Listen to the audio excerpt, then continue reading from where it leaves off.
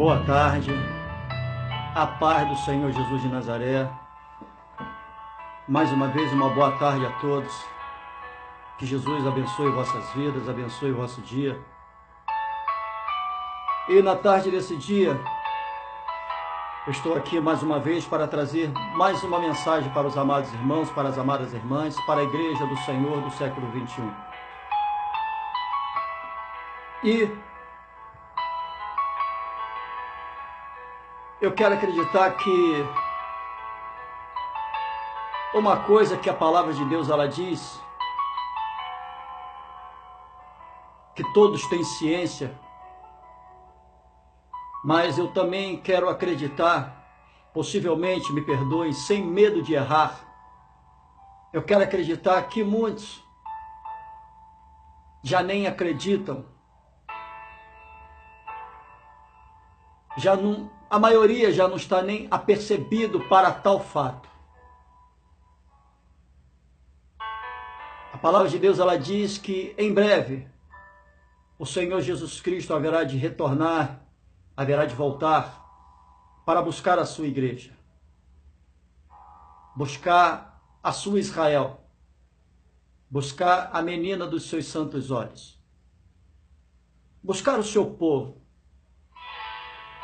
Mas, diante de tantos fatos que nós vemos em meio à igreja, em meio à sociedade, porque uma coisa eu quero colocar para os amados irmãos, não é somente a igreja, não é somente os crentes que sabem que Jesus vai voltar por uma segunda vez, quando também Jesus haverá de voltar por uma terceira vez, como Jesus também ele haverá de voltar por uma quarta vez. Sendo que a oportunidade de salvação é só agora. As outras duas, a terceira e a quarta, já não haverá mais.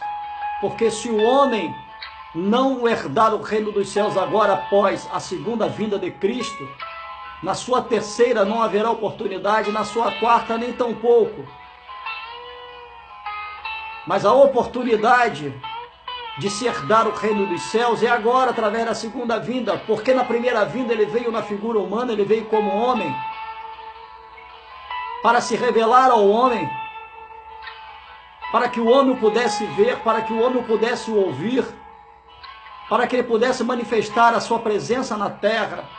E quando ele, após a sua morte, a sua ressurreição e a sua ascensão, para sentar à direita de Deus Pai, ele pudesse deixar para mim, para você, para nós, o seu Espírito, o seu Consolador. E como promessa, ele disse que ele estaria conosco através do seu Espírito até a consumação dos séculos. Muitos já até me indagaram, pastor, como pode? Jesus, além dessa, ele ainda vai vir mais duas vezes? Sim, vai vir ainda mais duas vezes. Após o arrebatamento, haverá um grande período. E depois desse grande período, apesar que antes do arrebatamento haverá um grande período de aflição, perseguição e tortura da igreja. Depois o Senhor arrebata o seu povo. Ou seja, não os predestinados, como a maioria coloca, não.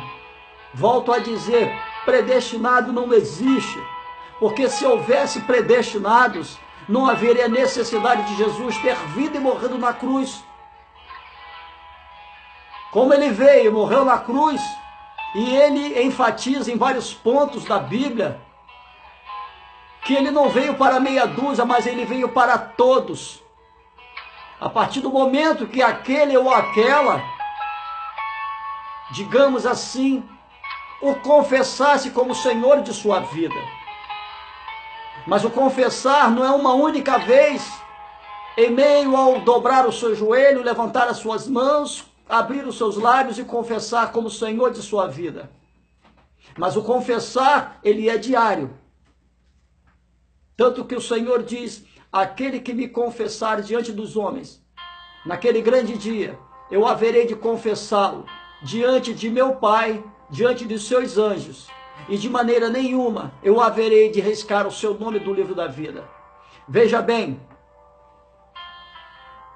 o nome do homem para ser escrito no livro da vida, existe a necessidade do primeiro confessar. E para que o nome desse homem não venha a ser riscado, ele tem que passar todo momento, a partir do momento que ele dobra o seu joelho, que ele confessa a primeira vez, ele tem que passar diariamente confessando a Cristo. Porque enquanto eu não confesso a primeira vez, o meu nome não é escrito no livro da vida.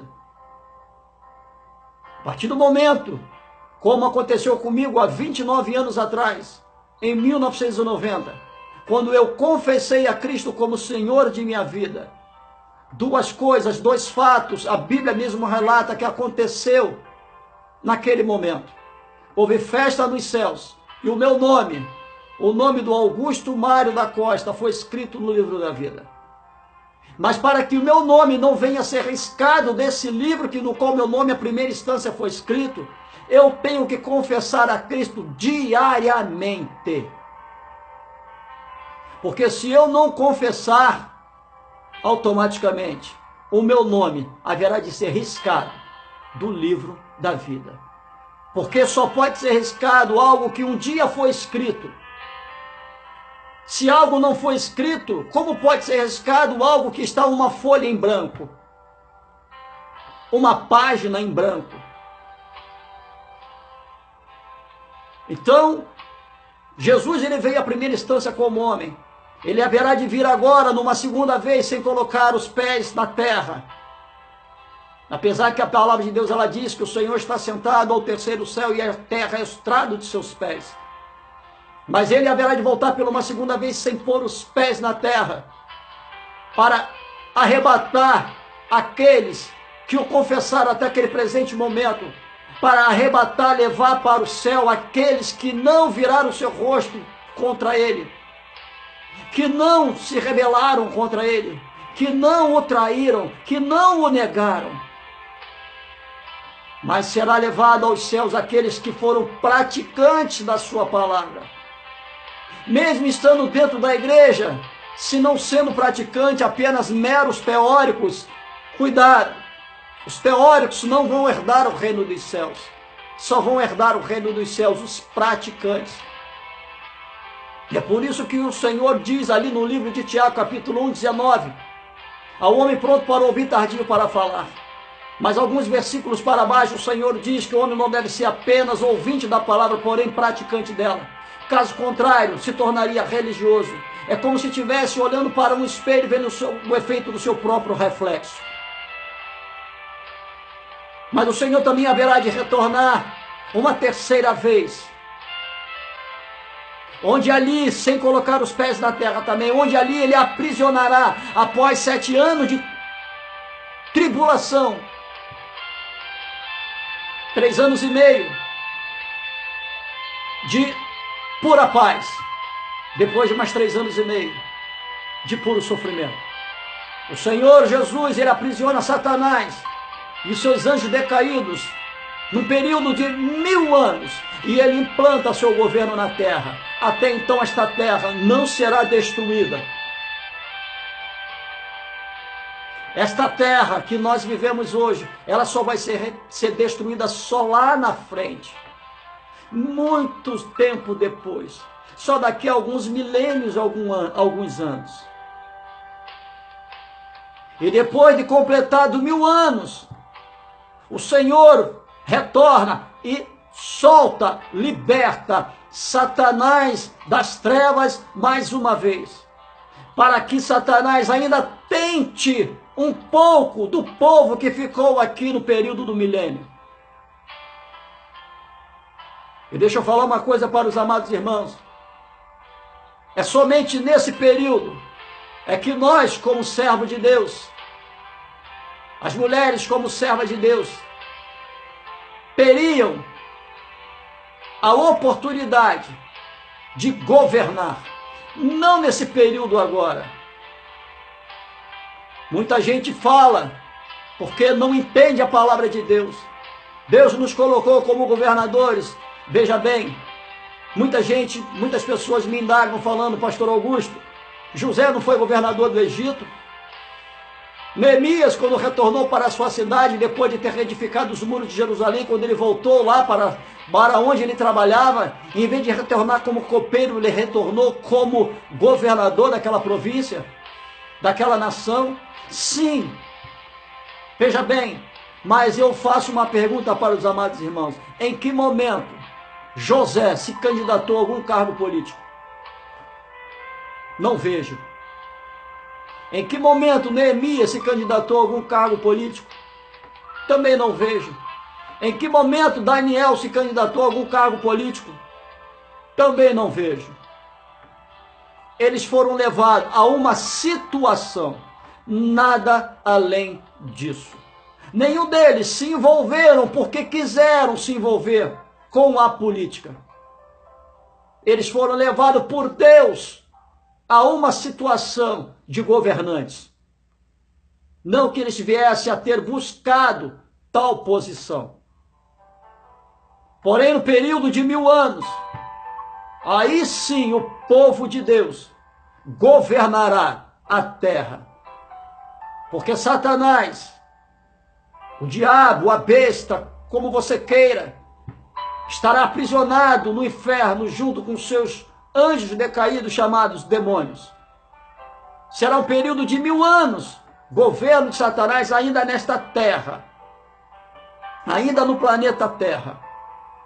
Após 1000 anos, Jesus volta pela uma quarta vez, e ele liberta, ele solta Satanás, para que Satanás, com seus anjos decaídos, volte a dizer, para tentar ainda um pouco do povo que aqui ficou, para que depois haja uma batalha final no Armagedon, e ali para todo sempre, para a consumação dos séculos, o Senhor possa aprisionar Satanás no inferno. Aqueles que lhe deram o ouvido através do falso profeta aqui nesta terra, aqueles que se envolveram com prostituição, aqueles que se envolveram com corrupção, aqueles que se envolveram com todos os delitos antibíblicos, os ateus, todos esses serão lançados no lago de fogo, onde haverá para todo sempre, para toda uma eternidade, choro e ranger de dentes. Aí Deus haverá de destruir esta terra. Deus haverá de destruir o primeiro céu e o segundo céu. Porque hoje existem 3 céus. O primeiro céu limitado aos olhos humanos, o segundo céu onde existem as lutas espirituais, e o terceiro céu onde existe o trono de Deus. A partir do momento em que o Senhor reinar para todos sempre, não haverá necessidade do primeiro nem do segundo céu. Porque não haverá necessidade, não haverá mais lutas espirituais. Então não há necessidade de um segundo céu. E não haverá mais a necessidade de um primeiro céu, fazendo assim obstáculo entre o homem e Deus. Deus implantará novo céu e nova terra, onde nós teremos acesso ao Senhor com total liberdade, onde a glória de Deus, ela iluminará esta terra.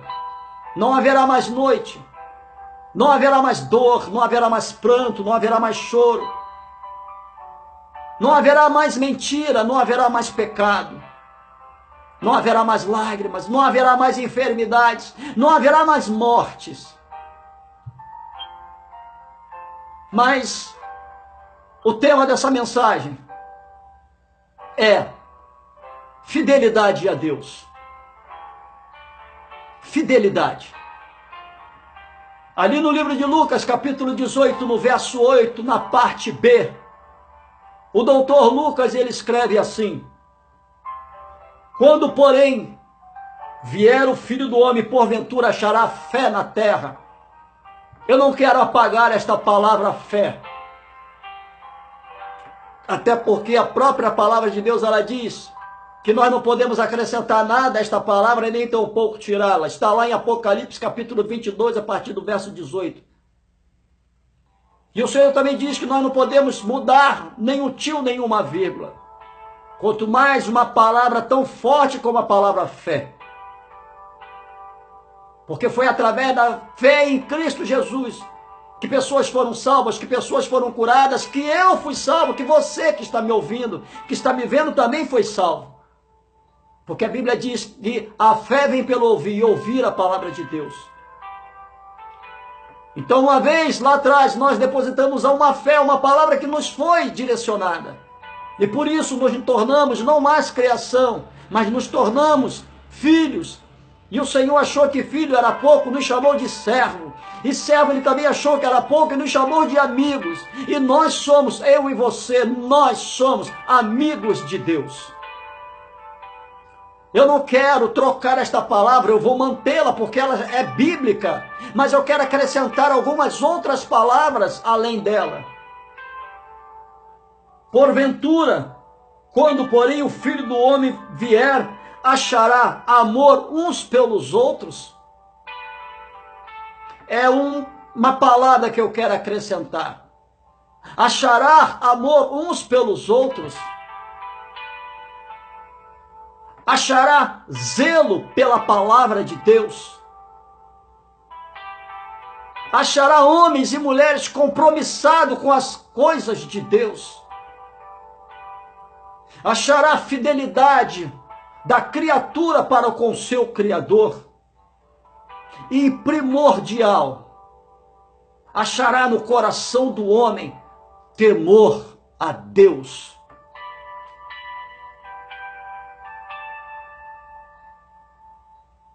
Será que o Senhor, além da fé, Ele vai encontrar tudo isso no coração do homem? Ou além dele não encontrar a fé, Ele também não vai encontrar nenhum dessas outras coisas, porque se você parar a analisar, isso tudo são atributos. Amor uns pelos outros é um atributo. Zelo pela palavra de Deus é um outro atributo. Compromisso com as coisas de Deus é um outro atributo. Fidelidade com Deus é um outro atributo. Temor a Deus é um atributo máximo.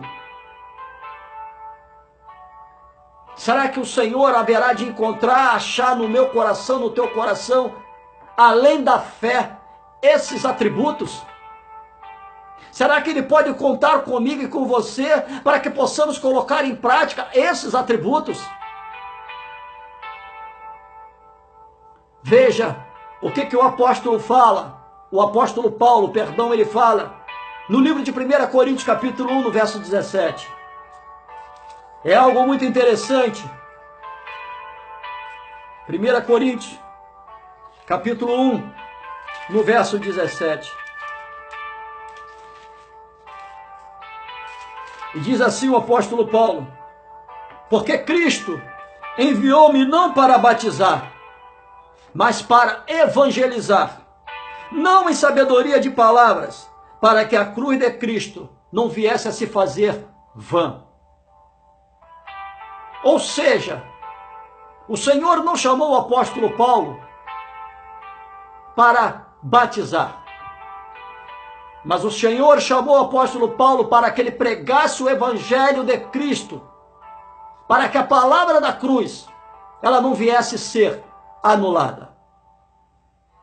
E veja bem, se você parar e analisar, se você estudar e observar a história de Paulo, Paulo foi um homem que teve praticamente todos os dons colocados.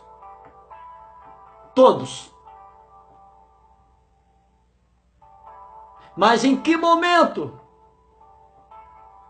Paulo abriu mão? Veja bem, Paulo teve todos os dons. Todos. A ponto dele dizer em 1 Coríntios capítulo 11, verso 1, sejais meus imitadores, assim como eu de Cristo. Ninguém pode imitar a Cristo se não tiver todos os dons. Mas ele não abriu mão dos dons. Usando os dons, Mas uma coisa que me chama a atenção, uma coisa ele não abriu mão, diferente dos dias atuais, lamentavelmente. Ele não abriu a mão, ele não abriu mão de pregar, de ensinar o Evangelho de Cristo. Ele exercitou todos os dons que lhe foram confiados. Mas em nenhum momento o apóstolo Paulo abriu mão de ensinar o Evangelho de Cristo.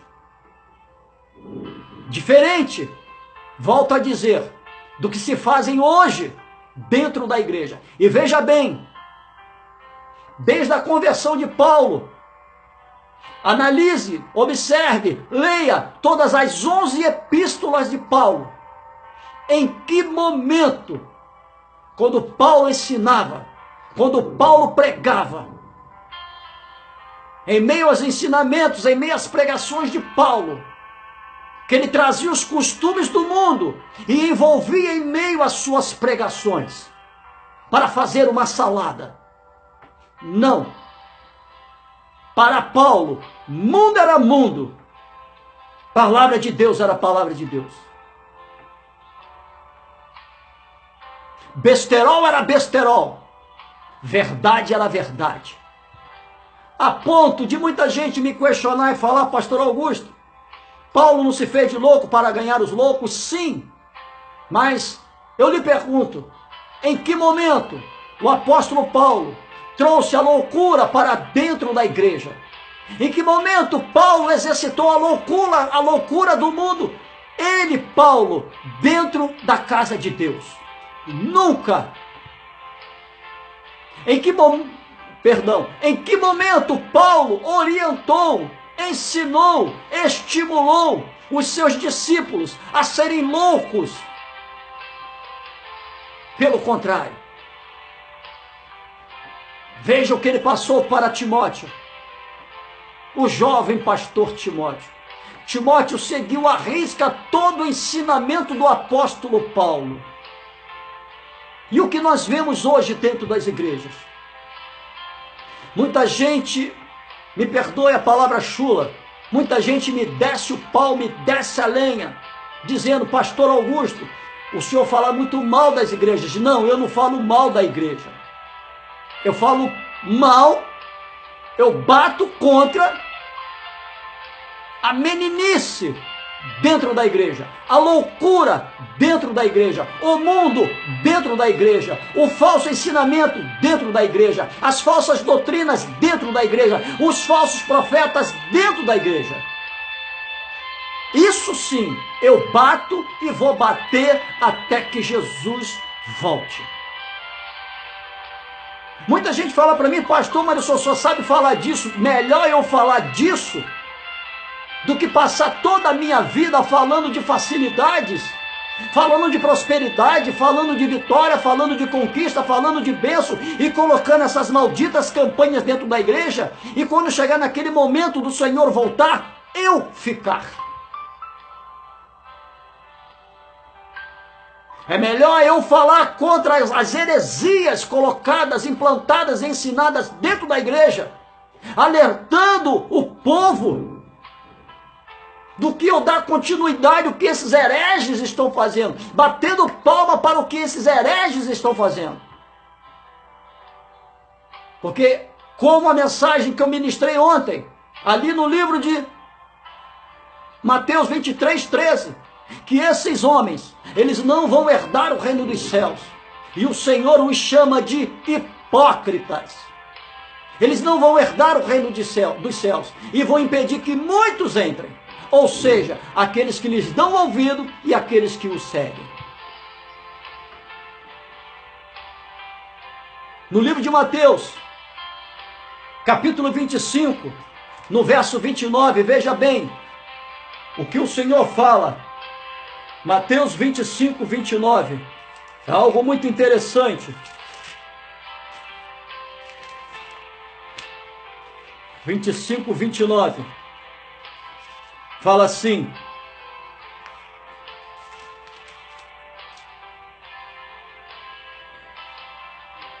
É 25, 29?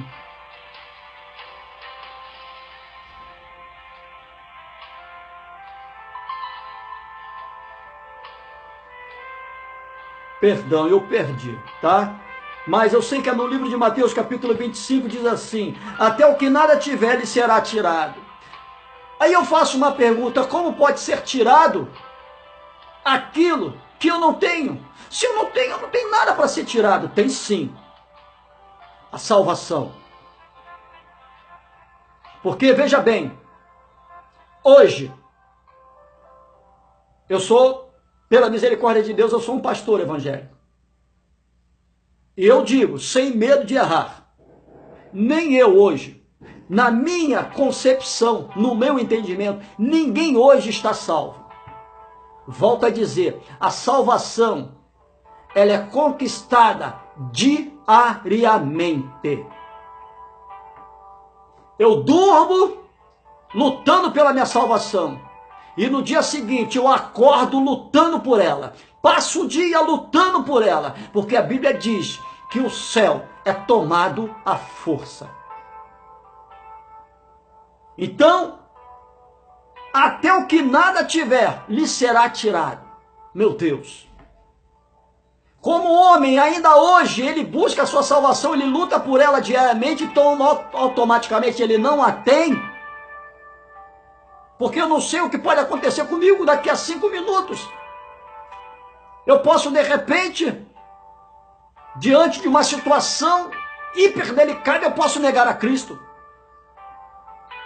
Você que está me ouvindo, que está me vendo agora no vídeo, diante de uma situação muito delicada, você pode fazer, para você sair dessa situação, você pode fazer um pacto com o diabo. Ou você pode tirar a sua própria vida para conter, parar o sofrimento presente. Ou de repente, em meio a uma situação, você tirar a vida de alguém. E aí? Então, até aquilo que não tiver lhe será tirado. Se eu não tenho, ela vai me ser tirada e daí já era um abraço. No livro de Jeremias, capítulo 23, do verso 27 ao verso 32, diz assim o Senhor: os quais cuidam que farão que o meu povo se esqueça do meu nome, pelos sonhos que cada um conta ao seu companheiro, assim como seus pais se esqueceram do meu nome por causa de Baal. O profeta que teve um sonho, que conte o sonho, aquele em quem está a minha palavra, que fale a minha palavra. Com verdade, que tenha palha com trigo, diz o Senhor. Não é minha palavra como fogo, diz o Senhor, e como martelo que esmiuça a penha. Portanto, eis que eu sou contra os profetas, diz o Senhor, que furtam as minhas palavras, cada um ao seu companheiro. Eis que eu sou contra os profetas, diz o Senhor, que usam de sua língua e dizem, ele disse. Eis que eu sou contra os que profetizam sonhos mentirosos, diz o Senhor, e que os que contam, e fazem errar o meu povo, com as suas mentiras e com as suas leviandades, pois eu não os enviei, nem lhes dei ordem, não trouxeram proveito nenhum a este povo, diz o Senhor. Quando diz aqui, olha, os quais cuidam que farão que o meu povo se esqueça do meu nome pelos sonhos de cada um, que cada um conta ao seu companheiro, assim como seus pais se esqueceram do meu nome por causa de Baal. Baal são as facilidades desse tempo. São as promessas humanas para esse século, para esse momento presente. E fazer com que esqueçam o nome do Senhor, vendendo fé, vendendo aquilo que eu quero, através de objetos obsoletos. Uma caneta ungida, uma vassoura ungida, uma garrafinha com água com rótulo de uma instituição religiosa, dizendo que esta água vem lá dos misericórdia, lá dos cafundés do Juda, lá de Israel, Jerusalém, que vem a ser, quando na verdade não veio de uma torneira qualquer, possivelmente de uma casa do lado da tua.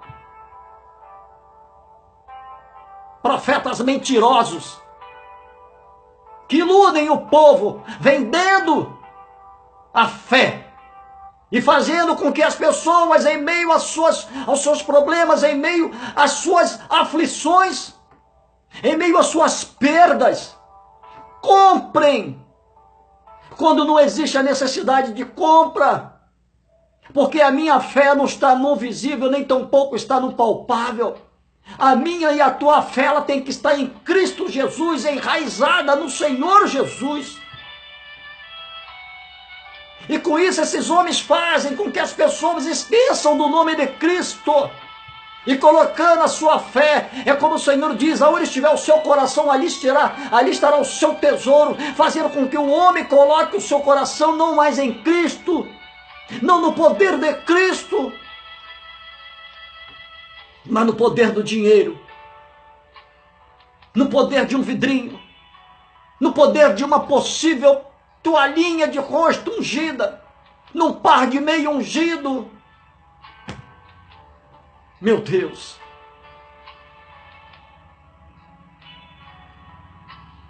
está tudo errado. Se porventura, quando o Filho do Homem voltar à terra, ele achará temor a Deus, fidelidade a Deus, fé. A fé que Deus fala aqui, a fé nele. Não no visível, nem tampouco no palpável, mas a fé no Filho de Deus. Porque não foi uma vassoura que morreu por mim, até porque uma vassoura não morre. Não foi uma caneta que morreu por mim. Não foi uma água dentro de uma garrafinha que morreu por mim. Não foi uma toalhazinha de rosto que morreu por mim. Foi Jesus de Nazaré, o Cordeiro Santo do Deus vivo, que morreu por mim, morreu por você, morreu por nós. Meu Deus, quando Jesus voltar, e que falta muito pouco, o que ele haverá de encontrar dentro do teu coração? De que forma que ele haverá de te encontrar? Ele haverá de encontrar dentro do nosso coração zelo pela palavra dele, exercício pela palavra dele. Será que nós estamos nos preparando para aquele momento de Jesus voltar? Ou antes mesmo dele voltar, será que nós estamos nos preparando para o que verdadeiramente estará para acontecer? Será que quando Jesus voltar, ele vai encontrar nossas costas lanhadas,